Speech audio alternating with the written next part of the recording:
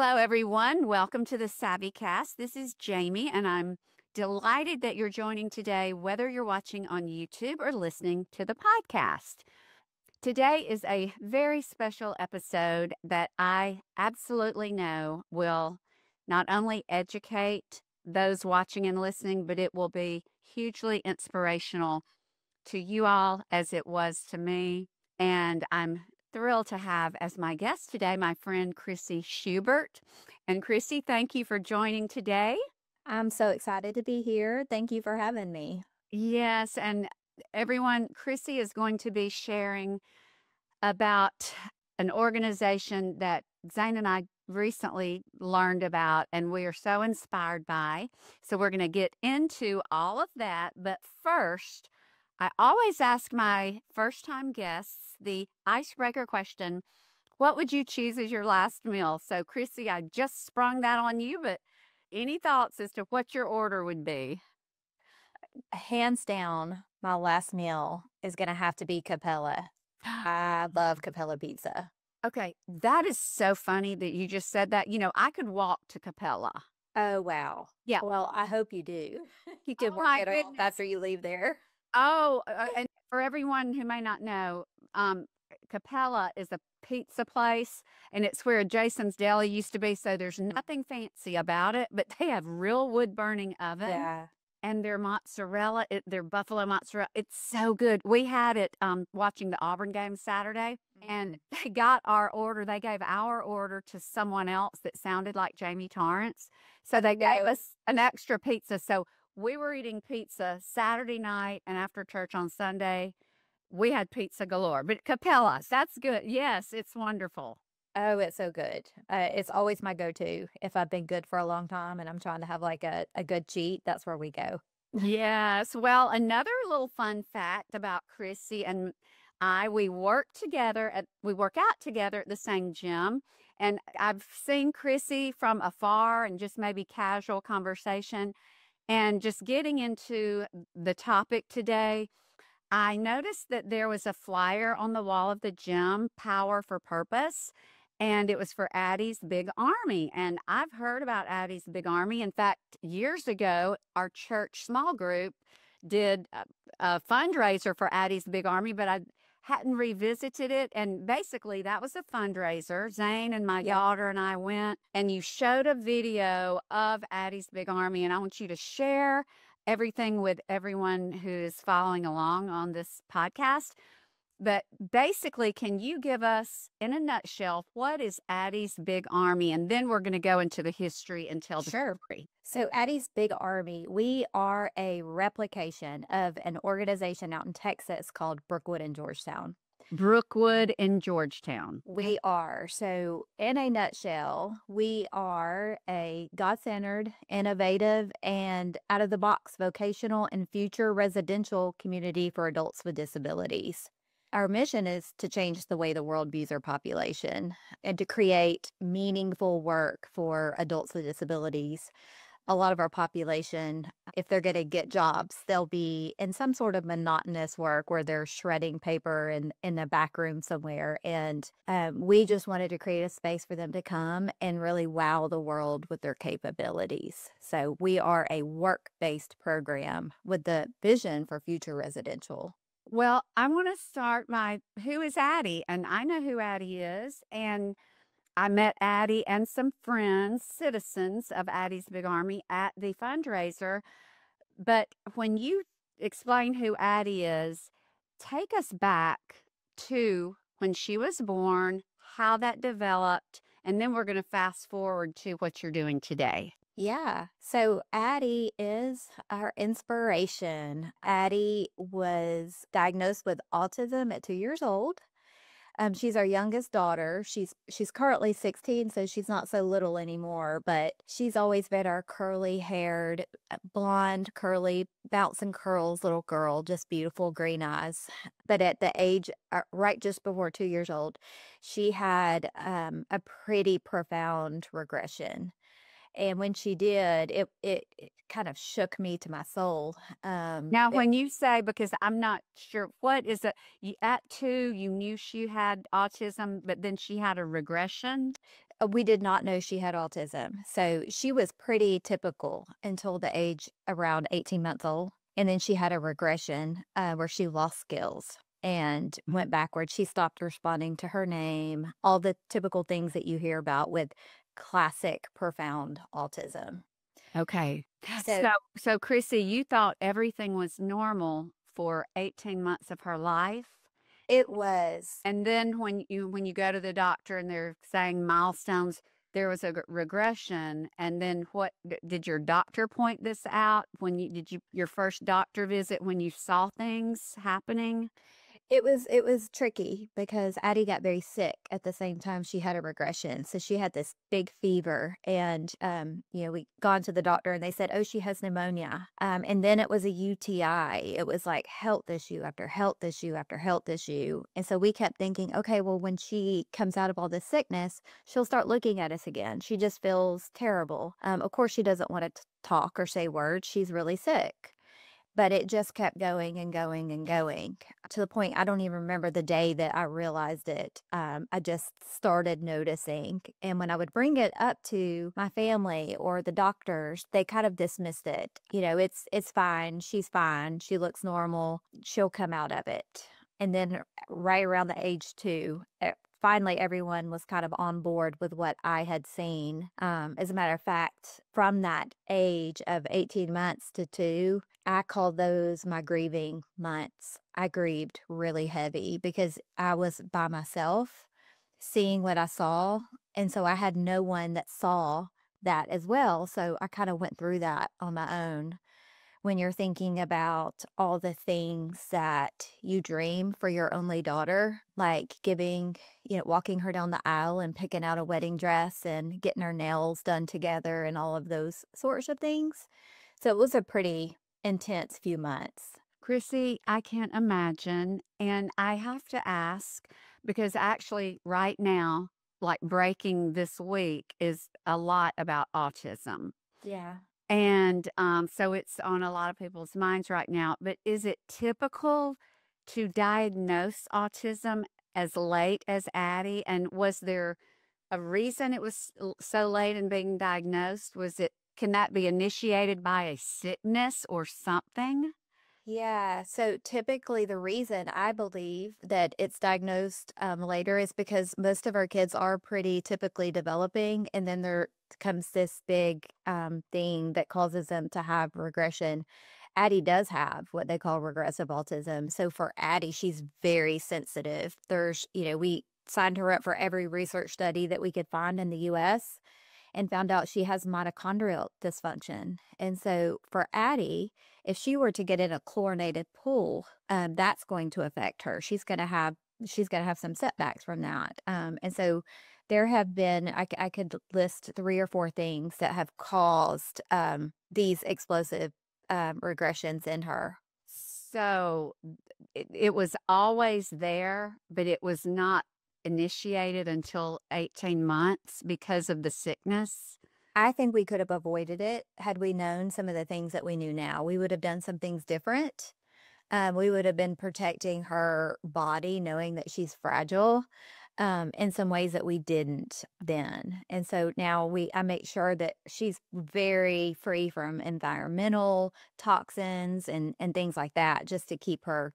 Um, she had a regression with anesthesia that caused a horrible regression. But for Addie, at the age of 17 months, Addie, she had some of her regular vaccines, and the next day, that's when she had a setback. But we didn't know she had that mitochondrial dysfunction. Had we known that, we would have known she can't have that much that close together.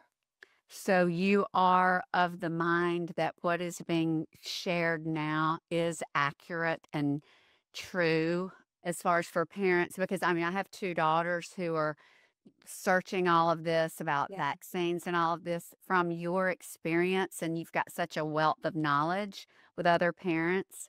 Are you thinking that the vaccination warnings are legitimate? Absolutely for us. And I'm not going to sit here and say that you shouldn't vaccinate. I just know that Addie, I had a son that continued to get some of his vaccinations after. But for Addie in particular, there's definitely a genetic predisposition mixed with an environmental trigger. It's just tricky because we don't know who has these sensitivities. And so for a lot of us parents, it's just kind of like a surprise. But yeah, absolutely. Since that day, she hasn't had another vaccine. Well, you're right. She's absolutely adorable. She's so vivacious. You had your grieving period from you said you grieved from 18 months to 2 years. Yes. So what happened at 2 years? Did the grief morph into something else like determination or? Yeah, it did. So at the age of 2, we finally got the diagnosis because my husband finally saw what I saw. And once we got the diagnosis, our families were able to say, okay, you're not crazy. And finally, they began to, I could talk about it. It wasn't this, skeleton in the closet that I had to hide. So finally, being able to talk about it and work through it was very healing. Before then, the only time I would talk about it was in my prayer room when I was having some really hard prayers with God. Yeah, yeah. So now it's out in the open. And at 2, I kind of jumped into fix her mode.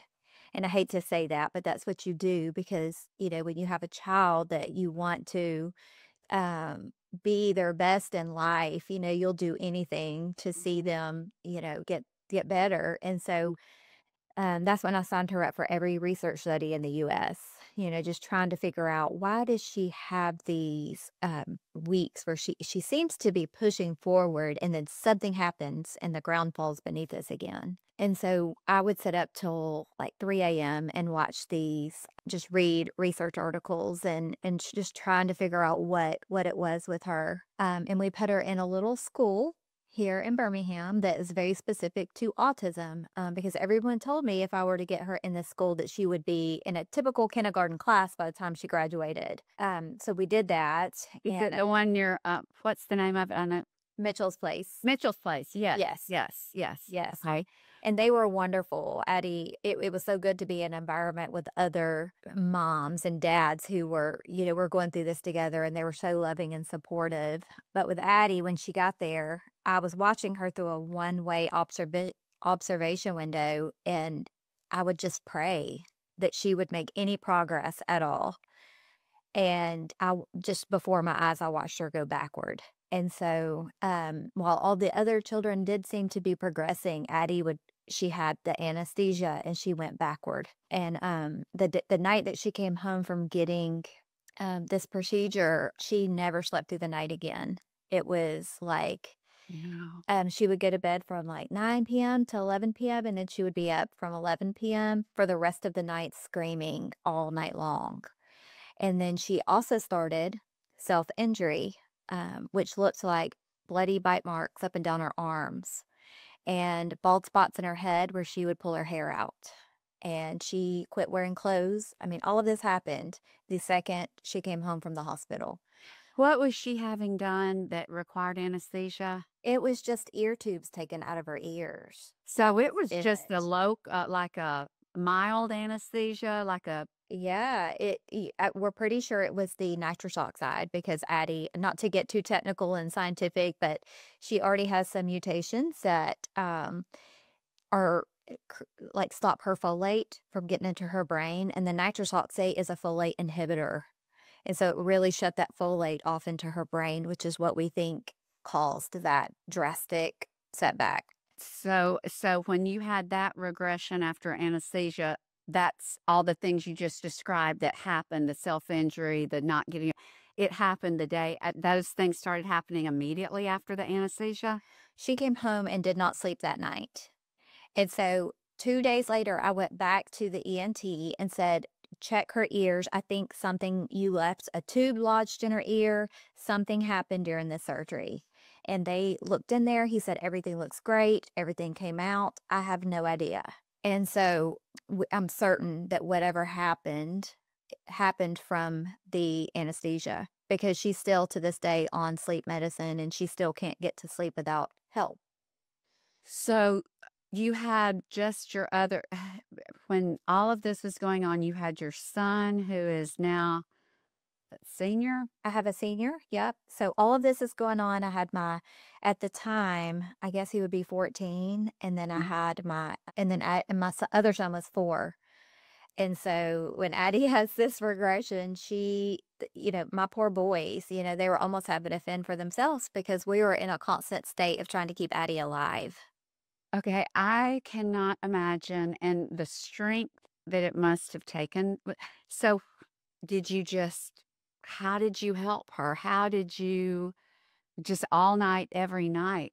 Was there ever any relief? Did you have friends or help come in? I really did it. I do remember one time my mom came in town and she was in her room with me, and it was like 3 in the morning, and this has been going on for months.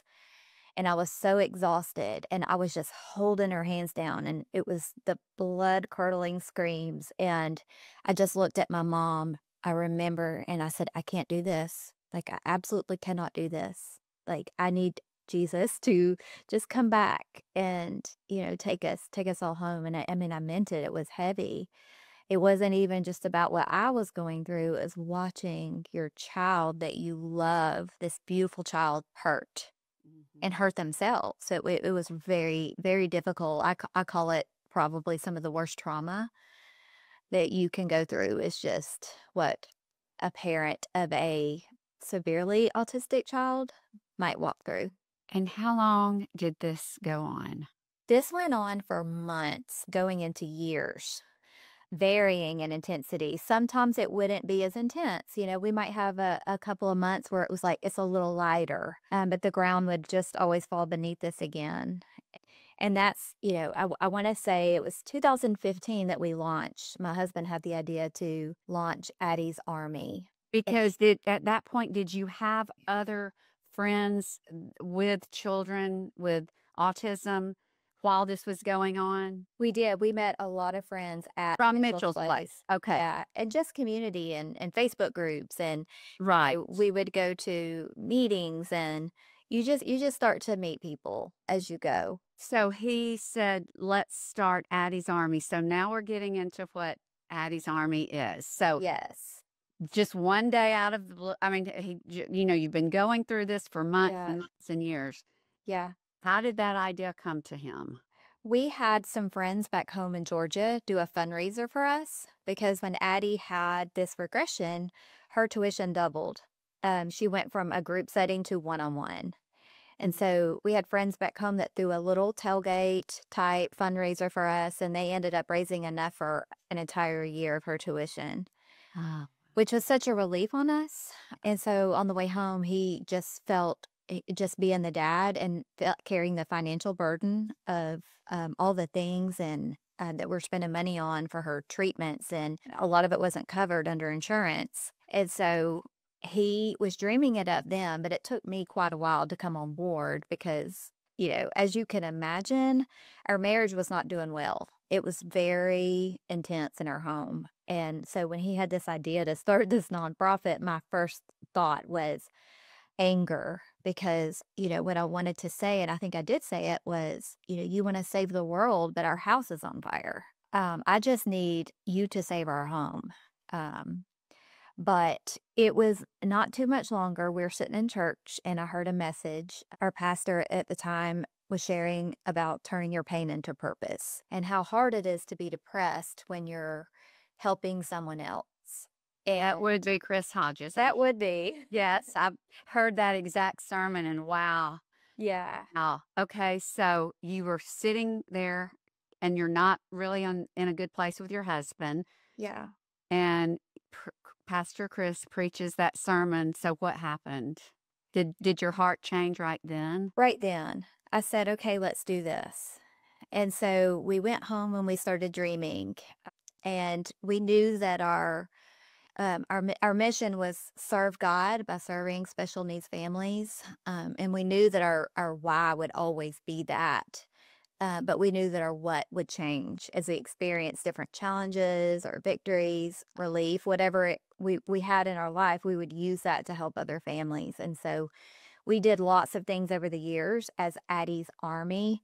We built fences for families that had children like Addie who constantly tried to escape their yard and drown. So we built multiple fences across our area. We did respite nights where we sent couples to dinner with a $150 gift card and a check for their sitter.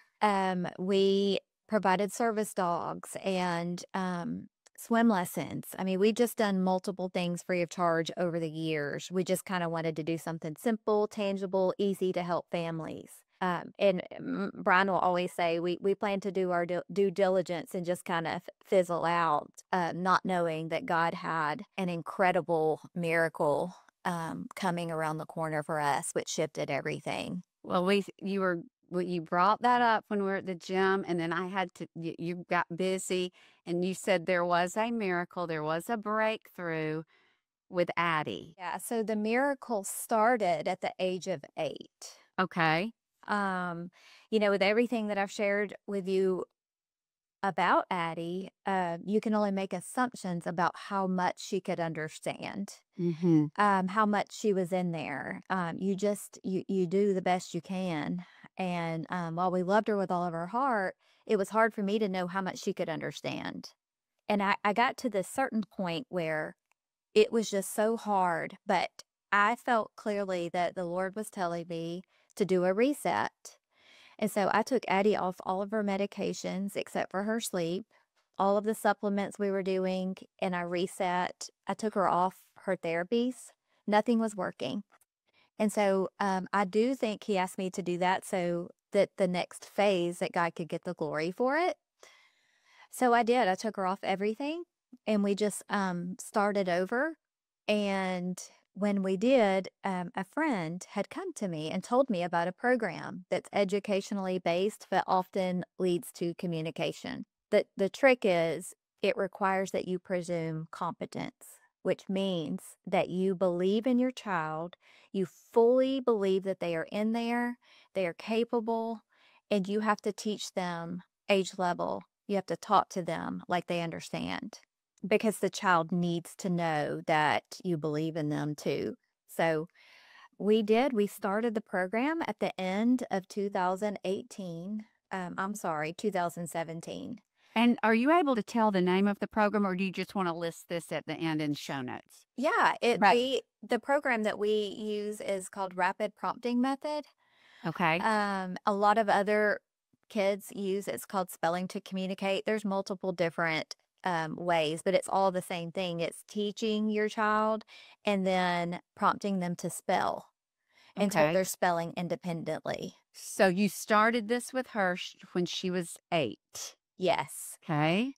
And it was in December of 2017 that we started. And just before then, before we started, I was leading a freedom group and I had this expectancy in my heart. And Mhm. I had this feeling, it was so strong that God was about to give me a gift. And I couldn't express what that was going to be. I just knew it. And I announced it to my freedom group. I said, Now "Well, explain what a freedom group is to yes, someone who may not know. yes, And the reason everyone that I know exactly what she's talking about is we attend the same church, maybe not the same campus, but we're familiar. We have the same pastor, so forth. Freedom group is a small group, but it's breaking spiritual strongholds. It's life. It's living in the Mhm. garden of good and evil. Anyway, I'm probably not explaining it well. You've probably done it more recently. Can you just give a snippet of what it's a freedom group, but what Yeah, it's basically just coming out of strong a bonding? false identity and coming into the identity of Christ and coming into agreement with that. And, it's things like fear and shame and, Hmm. rejection, all of those things that we carry with us as an identity that aren't really ours. And So so, you were leading a group, and then you just sensed God had a breakthrough. yes, and I felt him telling me to announce it to my freedom group and they were just kind of looking at me like, "Okay." And then that was in the fall. And we started this program in December and I had been having dreams. I would have dreams that Addie was standing next to my bed and she would say, "Mommy, Mommy." And I would wake up panicked because I haven't heard her voice since she was 2 years old or before. She would have a couple of words and I would wake up and I would have been dreaming and I would just start crying. But I feel like that was God showing me that Mm. a little glimpse into what was coming. So we started this program in December, and her tutor would come in every day and work with her. She would sit next to her. She would teach her age level academics, talking in full sentences, which I was in awe about. And she would start off asking Addie questions after she would read to her, and Addie would point to choices that she would write out, and she would always answer the right choice. And then she slowly would take the words on the choices, and Addie would point to them on a letter board. And then slowly she was spelling a word. And then the day before her 9th birthday, in the middle of a history lesson, I was sitting across the table from Addie, and Addie got inspired. She smiled big, and she made piercing eye contact with me. And then she hiked her little leg underneath her, and it was a look of, "Get ready, Mom." And she spelled her first poem. And the poem said, "So music really plays as the American eagle soars. I can send new airs to air, never to have my soul care. Me, God, open my mind, steady my heart. His need will call. Are some still lost? I am autistic and free." And Wait, she wrote that? she pointed to letters on a letterboard one at a time until she spelled the whole poem. I have it all on video. It was beautiful. So it went from just words to this? To breaking out into this beautiful poetry. Oh my goodness. What did you do? I was violently shaking. Did anybody else see? Was anybody else in there? Her tutor who was working with her. Uh-huh. So it was me and her tutor and Addie. And after that, I was weeping, but like an ugly weep. I call it more of a wail. Yeah. I look back and I'm like, my response was really the awe and the fear of God. It was just knowing that I had been Mhm. praying for all these years, but I felt like God was not hearing me. My prayers were being blocked. But it was like this moment that I realized how real and how much he loved me and how much he loved Addie. And it just hit me all at once. And so it was almost too much for my body and my heart to take. And so Addie's eyes, her eyes were so big. Like she was looking at me like, because she's never seen me respond like this. And she spelled, "It's okay, Mom, I'm in here."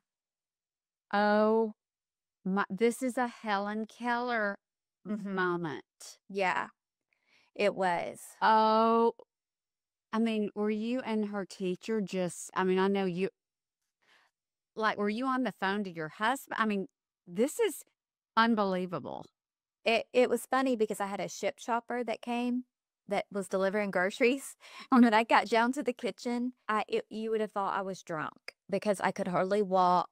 I was slurring my words. I was like, "It's a miracle." I just kept saying, "It's a miracle." And The he's ship shopper. That's amazing. Well, they got let in on a beautiful miracle. Oh Yeah. my goodness. Yeah. That truly is just like in the miracle worker. Yeah. Blind and now I see. It's just, Yeah. oh, okay. So that was the turning point. Mhm. So how did everything in your world, Addie's world, look different from then on? So after that, my faith skyrocketed in everything with God and with Addie. Like I believed, I saw her finally. Before I didn't see her. And so I started to work with Addie now. I started to do this program with her and she began to spell for me. And we just started getting to know her for the first time.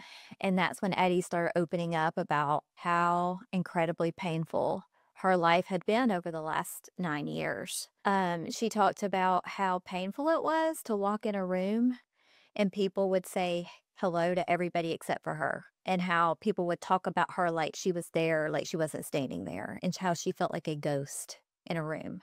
She's 8 still. Correct. She's 9. So this She's poem 9 was as on of, her 9th birthday. It was the day before her 9th birthday. okay. She is communicating all of this at the age of 9 after having not been able to communicate up until this point. Yes. And Mind blowing. you wouldn't believe some of the things she has communicated. She is definitely not of this world because it's so deep and profound. It's so beautiful. She started talking about how she sees color in everything. So she has synesthesia. And so Addie, when she sees people, people have a color. A table will have a color because the table has energy and energy has a color. When Addie hears music, the music has a color. Every note has a color. And so when she would be taking music, often she would cover her eyes quickly and abruptly. And I would say, well, what was that? And she said it went really quickly from green to red. So she actually is, or it sounds like she actually is on a genius type spectrum, Yes, like beyond things that we're not, or she has capabilities that we do not have. she does. And there's some certain things that we have that seem so easy that she that can't have and might not have ever. Things that are so simple for us, but like deeper understanding she gets beautifully. Like I can't tell you how often she spoke spiritual truths to us and would she would talk about how her world is supernatural and our world basically is not, and how she opened up about a lot of things that really boosted our faith, I'll say that. And just the love, she says love has a color, and the What further you color get is it? purple on the purple and blues. So if you the further you get to the end of the rainbow, those are more love. And the further you get to the other end of the rainbow, not to say it's not love, but red is a very like impulsive color. You might be a little bit more intense or reactive, I would say. And so love, she typically describes in purples. In blue, she has given every baby because blue, I believe, is pure. She said it means, pure, and, purple is loving, and green is peaceful and kind. I mean, she's given these descriptions for every color, and then she'll tell people what their colors are, which some people get offended. Oh no, the next time I see her, I want her to tell me. I'm afraid it's going to be like bright red. And that's all what you just said. You would know if you stump your toe and you're a screamer every time you, like I feel like every person like Oh, that's me. Yeah. Yeah. Nothing's like quiet and diminutive. So it's just, yeah. Oh, me. Okay. Oh, my. Okay. So I have to, because I want to get to Addie's Army very quickly, but I do want to ask this is all happening. You have lived through, as has she, as has everyone in your family, a literal hell on earth. I Mhm. mean, just unheard of sorrow and grief and pain and not no certainty. Then this happens, Yeah.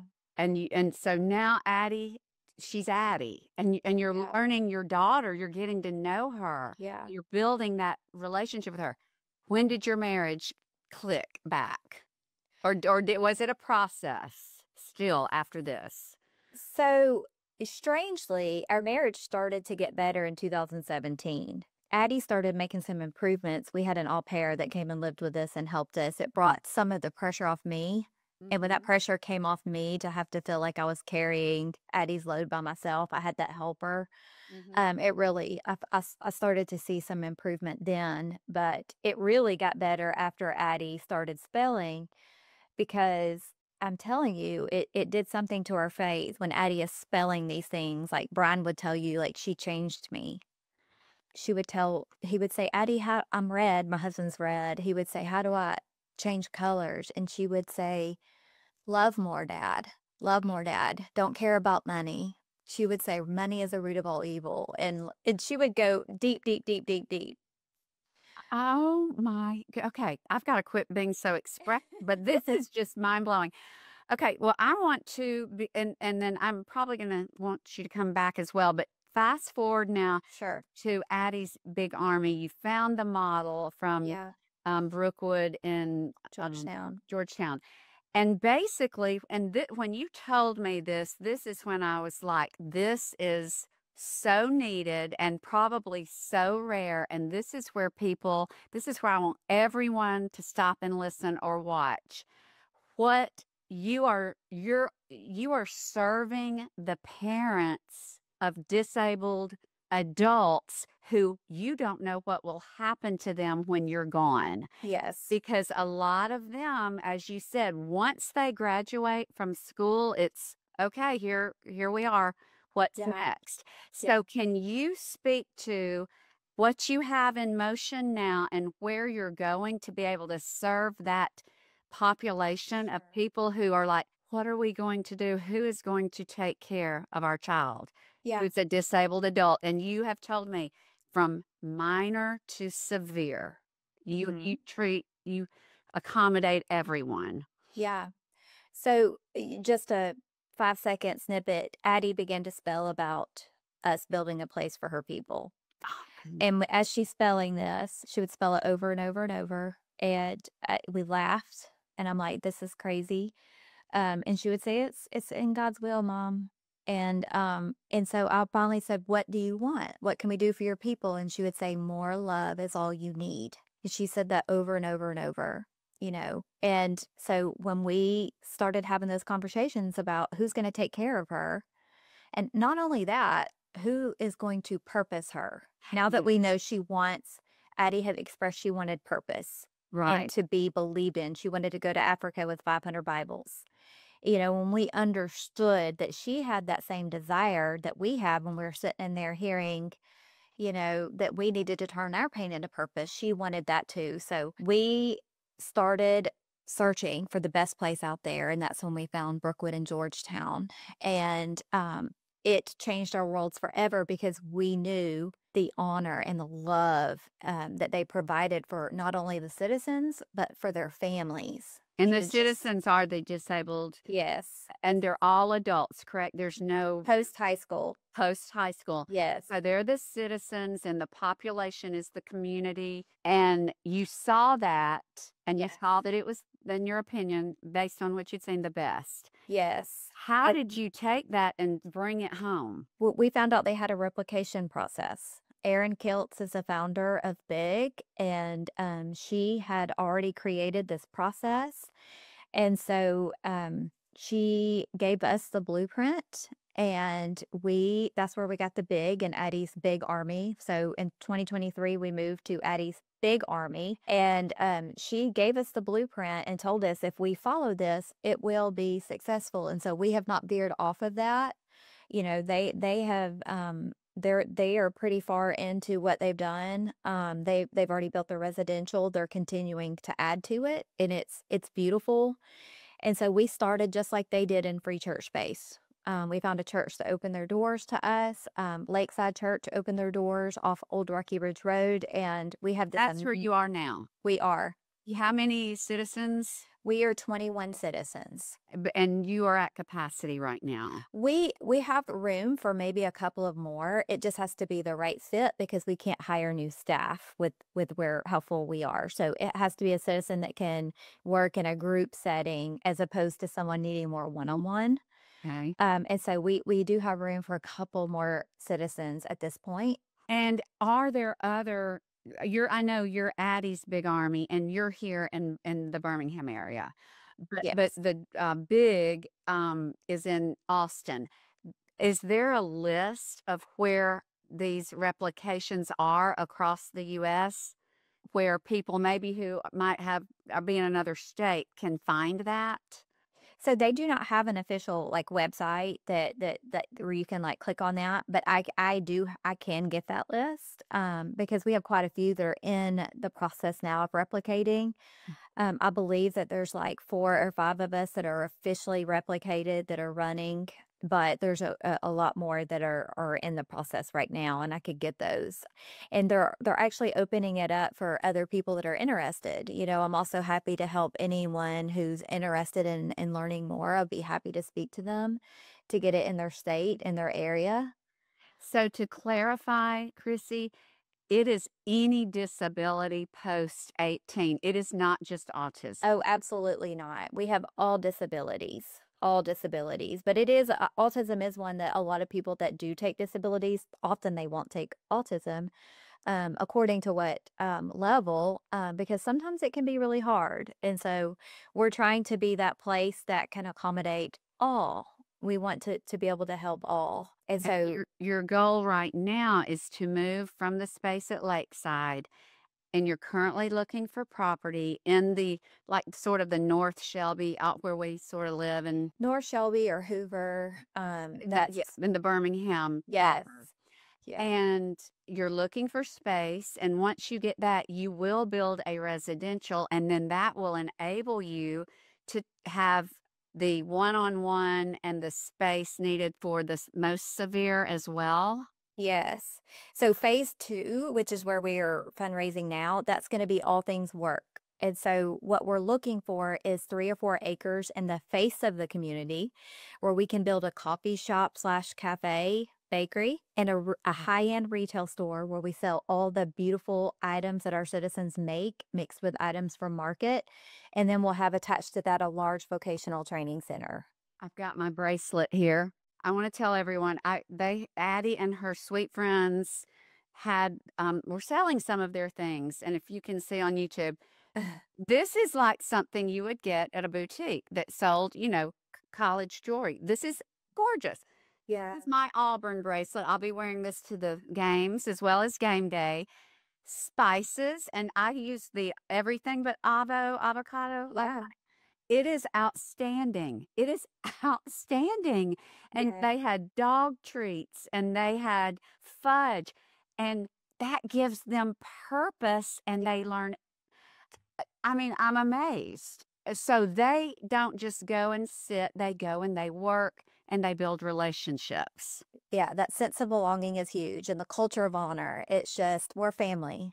And the families, our parents, their faces when they pick them up or drop them off, like, how are we? Where are we? I mean, they're dying to know that we're gonna build this and to know that their child is gonna have a place, when they're not here anymore. And so it's a beautiful thing. It's not just the citizens, we're all family. The citizen parents, I mean, we're in this together and we all have this need. This has to happen. It has to happen. So what has to happen, and now what we're talking about specifically right now is local to Birmingham, Yes. and of course, and you're going to provide, and we'll put it in the show notes, because I know there are going to be so many people checking those show notes for where they live.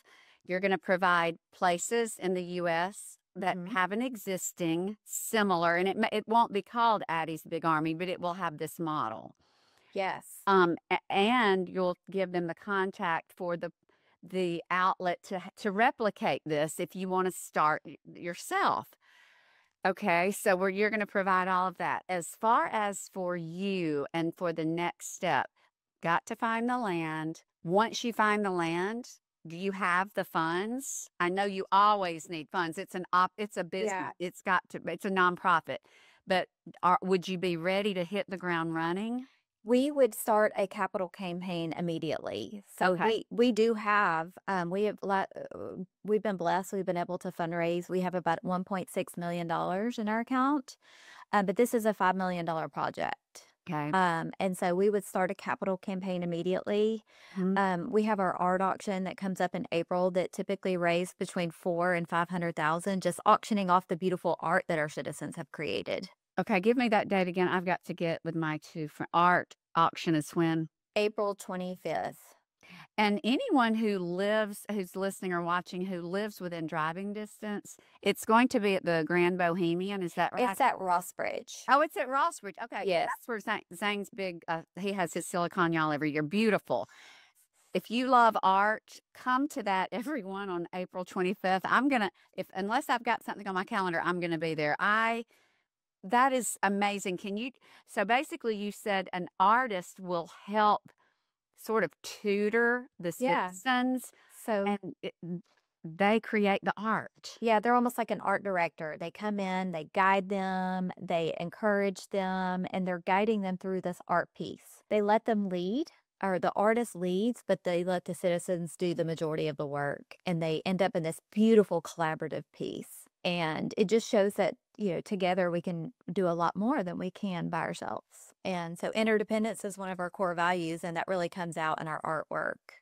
And didn't one of, the pieces, and I don't know if it was Addie's, it sold for a nice amount. Yeah, it was $6,000. It was a beautiful sunflower. 6,000, and was it Addie's? It was Addie and Anna, so another one of our citizens. They did it together with my friend who's an artist, who's Okay. also Jamie. Oh my goodness. Okay, I'm gonna get with 2 of my friends this week who are artists that, they will love this.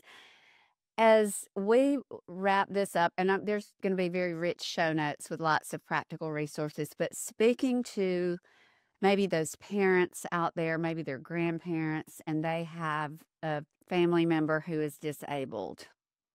What would you say if maybe they're not at a place they've never heard of anything like this and they're frightened, they're hopeless, unsure, what would you say to them? My first advice would be to look up, because it's so easy to get caught up in fear, but to just to put yourself in your prayer room and trust God. Because the second we turn away, it's so easy to get, to see what's in front of us, and not to trust God. So that would be my first encouragement, would be to trust God and to really work in that relationship. And two, just to believe in your child. No matter what you see or what you hear, we have to believe that they are capable and that they are amazing, because it's really killing something on the inside of our child when we stop believing in them or we stop seeing them. Any human starts to feel invisible, that can be pretty traumatic. And so, my first advice is always to make sure you really see and never stop believing in them. Wow. And then the community where community, they have purpose, that has to be a total game changer for them as well.